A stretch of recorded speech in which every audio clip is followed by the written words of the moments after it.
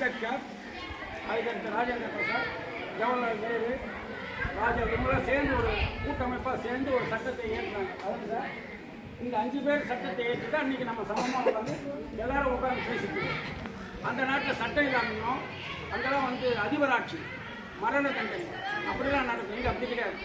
சட்டத்தை மதிக்கிறோம், சட்டத்தை போட்டு சுதந்திர நாடு மக்களாட்சி. அதனால் இன்றைக்கி நம்ம சுயமாக இருக்கும், சுதந்திரமாக இருக்கணும். அதுதான் காரணம். அதனால் இந்த சுதந்திர நாட்டில் நம்ம பெண்களாக அதிகமாக படிக்கிறாங்க. இன்றைக்கி திருவண்ணாமலை மாவட்டம், பின்தங்கிய மாவட்டம் கல்வி வளர்ச்சின்னு கேள்விப்பட்டிருக்கீங்க இல்லையா?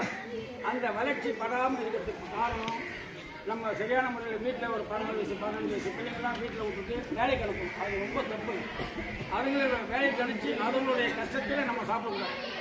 யாராவது இருந்தால் அது மாதிரி யாராவது தெரிஞ்சவங்க இருந்தால் உடனே உங்கள் தலைமையாசிரியர் சொல்லுங்கள், இல்லை எங்கள் நம்பர் கொடுத்துட்டு போவோம். சொன்னீங்கன்னாக்கா நாங்கள் ஸ்கூலில் எடுத்து போய் சேர்ப்போம்.